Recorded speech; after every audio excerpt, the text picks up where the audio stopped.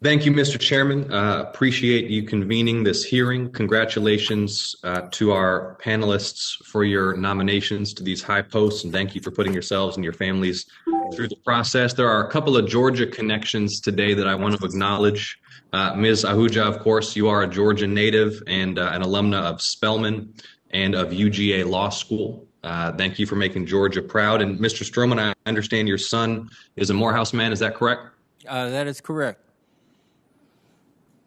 Excellent. Well, pleased to be speaking with you. I want to touch briefly on an issue that is of great concern to many Georgians, and that is the decline in the timely mail service, particularly over the last year.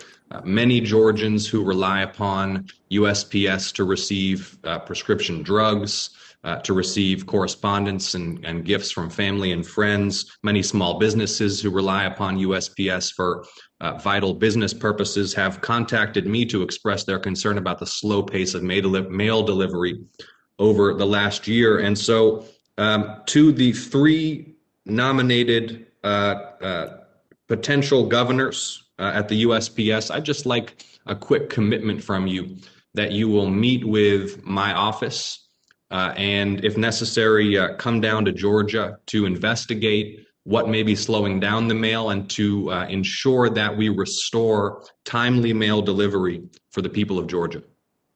And we could just start with you, please, Mr. Hajar. Absolutely. Senator, I commit to that.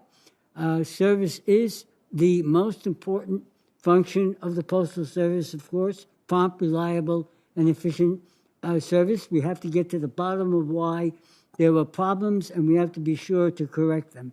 And if it's necessary to investigate Georgia in particular, I commit to doing that. Thank you. Ms. McReynolds.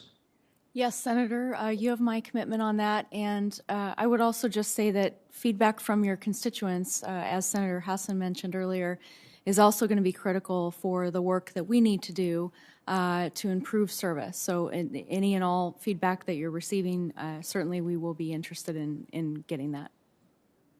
Thank you. And Mr. Stroman. Thank you, Senator. Yes, service is going to be certainly one of my highest priorities, and you have my commitment to focusing on that issue and working with you on that issue.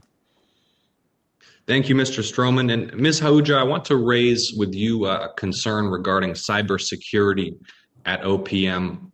Infamously, a huge trove of sensitive records, personal identifying information for U.S. civil and public servants in national security positions was stolen from OPM in recent years.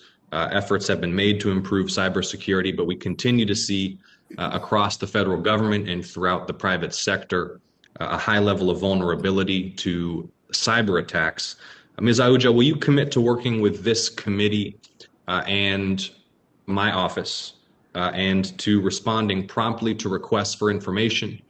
And will you agree to meet with me and this committee at our request to discuss the efforts that OPM is making to improve cybersecurity and protect all of the sensitive data about U.S. citizens and U.S. federal employees that OPM stewards?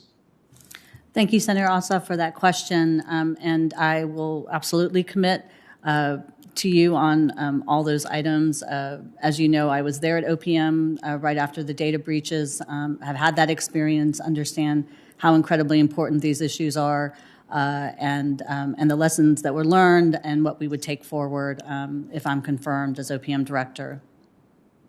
I'm glad to hear that, Ms. Ahuja. Thank you. And as you well know, much of the data that you will steward in this position, should you be confirmed, is highly sensitive, even if it is unclassified, and we need to be making a stronger effort across the federal government to protect sensitive information and defend our networks and our data. Thank you, Mr. Chairman. I yield back. Thank you, Senator Ossoff. Senator Carper, you are recognized for your questions. Thanks, Mr. Chairman. Welcome to